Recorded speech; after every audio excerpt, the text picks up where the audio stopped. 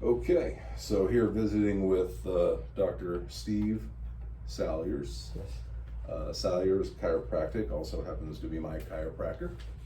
I just wanted to visit and chat for a little bit, kind of get an idea about your background, personally, professionally, being here in the community locally, and then maybe some advice and some things for some of the up-and-comers in the profession, things like that. So it'll kind of be rapid fire, and so we'll start maybe just a little brief intro about yourself, how you got into the profession, your ties here to the community. I got into the profession actually quite accidentally, but now looking back on it, I see God's hand all over it. But at the time, I was going into another career path through college, and a friend of mine was following that same path, and he found out that the field was kind of overpopulated at the time, and so he was going to look in a different direction. And one of his friends' wife worked for a chiropractor, and he was having dinner with them up at Fresno, and he was just mentioning he was planning a different career, so she recommended that he come and talk to her employer, and so he did and was interested in chiropractic, the concept of body self-healing and not being driven by the pharmaceutical industry appealed to him, and so he came back to this area here where I was living, and mentioned that he was going to pick up his information packet at the university that we went to. And so I was in college, so I took the day off and went with him, and they assumed I was applying as well, so they gave me an information packet. I already had a basic interest in science, so I'd already fulfilled almost all of my prerequisites. So I ended up following that path, not really knowing where I was going at the time. Right. Was probably the case for most of us in the beginning. Yeah. Speaking of which, with respect to either working for a clinic or an established chiropractic office versus independent, how did that kind of go for you? When I first started, I worked with another doctor here in town, and it takes a little while to establish a practice, so I did that for a couple of years and then went off on my own. But since that time, I've worked for places like Omni Family Health and done more of a traditional medical and chiropractic clinic kind of setting, which is fine as well. And but for me, I enjoy being self-employed and setting my own hours and things like that. So. Oh, sure, absolutely. What would you say to date might be one of your greatest accomplishments professionally? I think just simply having a reputation in a community that knows you, that you're trustworthy, and that people will take their senior family members as well as their little children to you, and that's, to me, that's the sign of success. Not particularly driven by numbers, but more on relationships. Absolutely. And so we already kind of covered what led to chiropractic as the profession.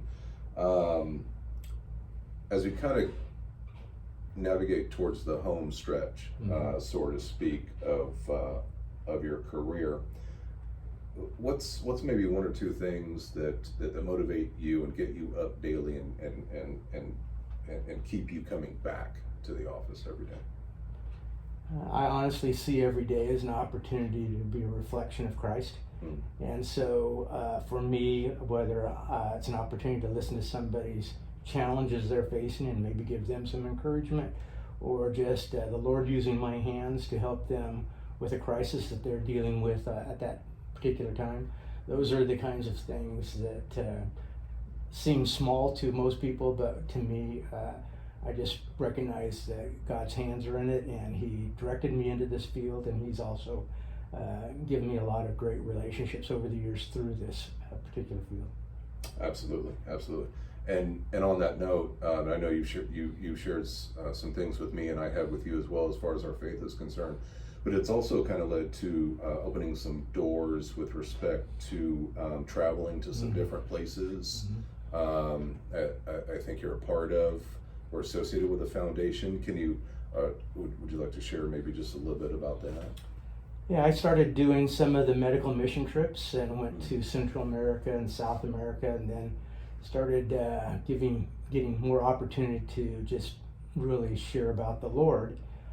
And so that took me to places like the Philippines and then to Africa, and started doing prison ministry here. So I took that to Africa, started going to prisons there, and I actually became a member and then a board member of International Christian Ministries.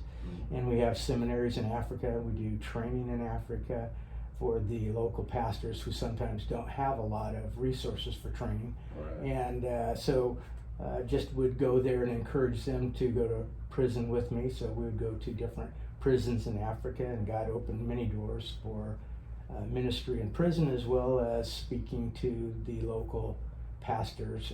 So it was a great opportunity for me just simply to just see God again, his hand at work in opening doors and closing doors. Yeah, absolutely. Just to kind of go back a little bit, and you had kind of touched on this earlier, but what are maybe 2 or 3 qualities if someone's looking for a chiropractor and wants to establish that long-term relationship? What are kind of 2 or 3 things that you recommend that they look for in someone? I think reputation is really critical. There's a lot of faces out there, and the best source of finding a good chiropractor is going through personal recommendation of a friend or family member. So that would be first and foremost. Knowing perhaps what kind of outlook in life, lens they look through for life's purpose was probably be a helpful one too, although it may be difficult to determine, but sometimes people can tell where our heart is just by talking to us and hearing our vocabulary and seeing how we react to different situations. So Sure, absolutely. So to that point, for those who may be up and coming in the profession now, and that could be maybe getting out of school and looking for employment, what's maybe some professional advice that you might be willing to share with those? I suppose I would say that don't look for shortcuts, don't look for gimmicks, don't try to sell people on things that are unrealistic. I think sometimes chiropractors are known for treating everything under the sun, and the long and the short of it is the nervous system interacts with all the different functions of the body. And so there is a potential that correcting spinal misalignment can have an impact on various different systems of the body because of that. So if you have nerve interference, it can impact your energy system, it can impact your immunity, it can impact your heart functions and even digestive functions. But the main thing to do is focus on the fact that as a chiropractor, my job is to identify where there's misalignment, nerve pressure, and to remove it. The rest of it is all God's responsibility. He does all of the healing. He gave us self-healing bodies, and all we have to do is remove the interference, and the body will do a pretty remarkable job of self-healing at that point. So the primary focus for chiropractors is just simply identify those misalignments that are creating nerve pressure and remove them, and trust that God and the body is going to do the rest. So Absolutely. So looking back over the course of not only your professional career but personally, can you maybe talk about 3 of the most influential, 2 or 3 of the most influential people that have been made a difference in your life? Certainly, I would say pastors I've had that have made a tremendous influence in my life.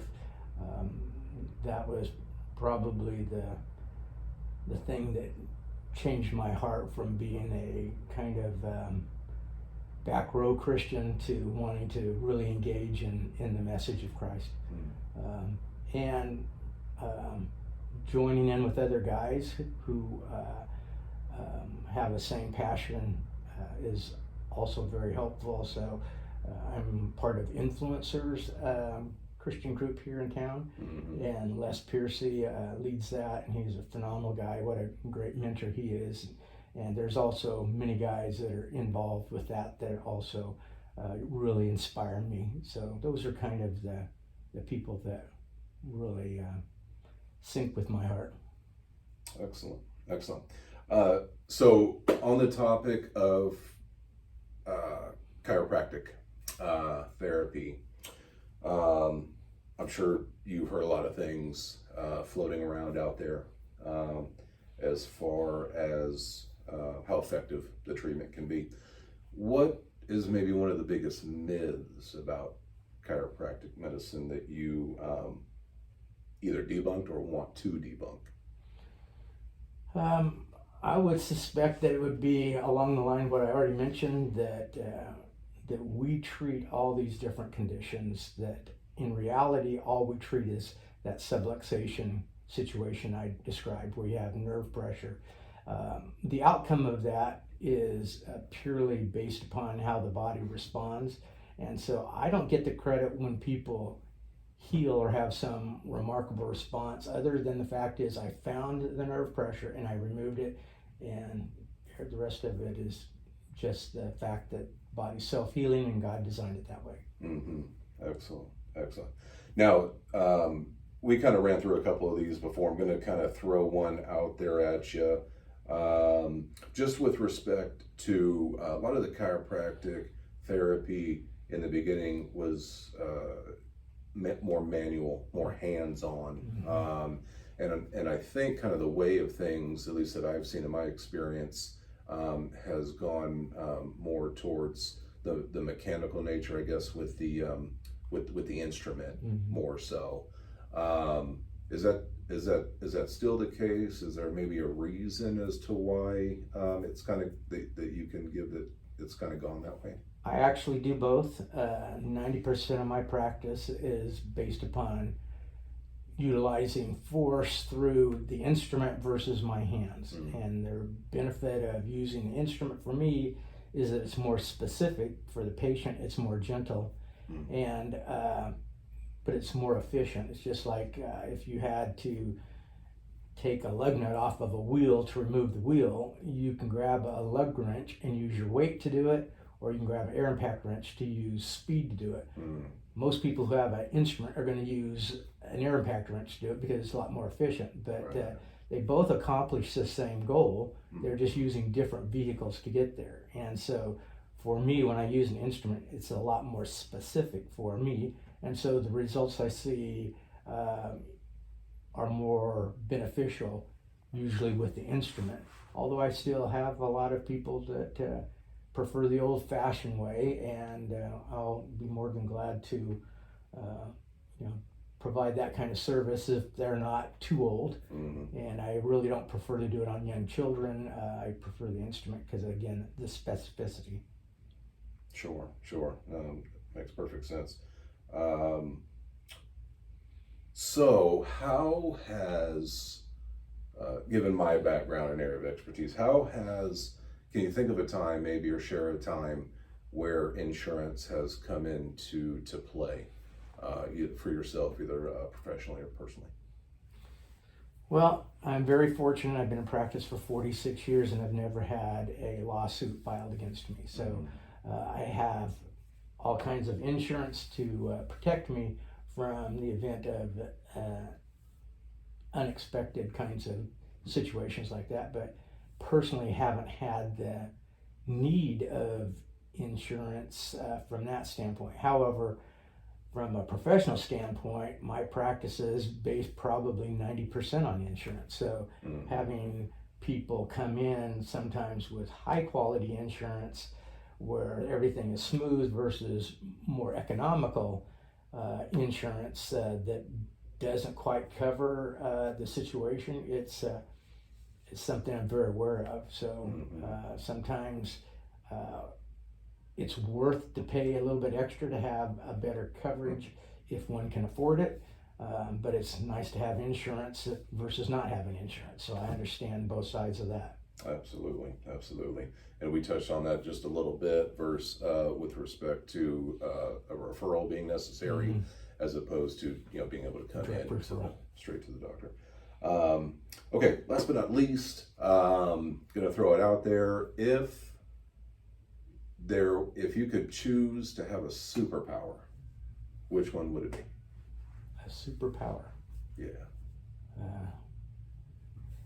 Well, I think that all of us who have Christ in our life do have a superpower, and it may not appear as humans might want that to appear, but ultimately, when we are connected with the source of the universe and being led by that force, then that is as close as I need to be to having a superpower. Absolutely, absolutely. Well said. Well said.